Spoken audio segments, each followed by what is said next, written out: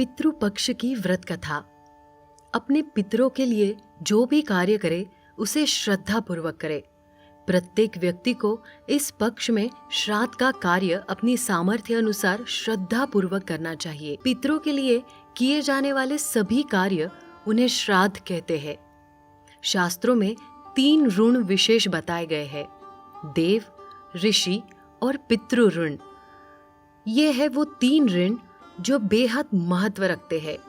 श्राद्ध की क्रिया से पितरों का पितृ ऋण उतारा जाता है।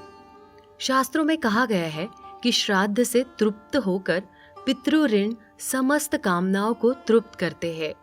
शास्त्रों में वर्णन है कि ब्राह्मणों के भूख से भगवान भोजन करते हैं। पितृपक्ष में अपने पितरों का विधि विधान से किया पूजन, तर्पण तथा भोजन आपके पितरों को ही प्राप्त होता है। पितृपक्ष के व्रत कथा कुछ ऐसी है, आइए सुनते हैं। पितृपक्ष की पौराणिक कथा के अनुसार जोगे तथा भोगे 2 भाई थे। दोनों अलग अलग रहते थे। जोगे धनी था और भोगे निर्धन। दोनों में परस्पर बड़ा प्रेम था। जोगे की पत्नी को धन का अभिमान था, किंतु भोगे की पत्नी बड़ी सरल हृदय की थी। पितृपक्ष आने पर जोगे की पत्नी ने उससे पितरों का श्राद्ध करने के लिए कहा, तो जोगे इस व्यर्थ का कार्य समझकर टालने की चेष्टा करने लगा। किंतु उसकी पत्नी समझती थी कि यदि ऐसा नहीं करेंगे तो लोग बातें बनाएंगे। फिर उसे अपने मायके वालों को दावत पर बुलाने और अपनी शान दिखाने का यह उचित अवसर लगा। अतः वो बोली, आप शायद मेरी परेशानी की वजह से ऐसा कर रहे हैं, किंतु इससे मुझे कोई परेशानी नहीं होगी। मैं भोगे की पत्नी को बुला लूंगी। दूसरे दिन उसके बुलाने पर भोगे की पत्नी सुबह सवेरे आकर काम में जुट गई। उसने रसोई तैयार की, अनेक पकवान बनाए, फिर सभी काम निपटा कर अपने घर आ गई। आखिर उसे भी तो पितरों का श्राद्ध तर्पण करना था। इस अवसर पर न जोगे की पत्नी ने उसे रोका, न वह रुकी। शीघ्र ही दोपहर हो गई थी। पितर भूमि पर उतरे।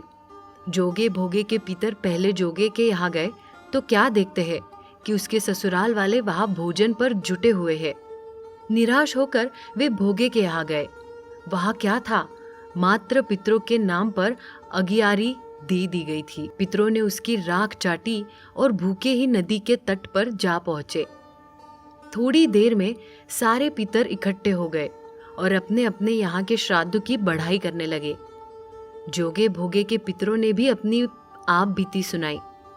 फिर वे सोचने लगे, अगर भोगे समर्थ होता तो शायद उन्हें भूखा न रहना पड़ता, मगर भोगे के घर में तो 2 जून की रोटी भी खाने को नहीं थी।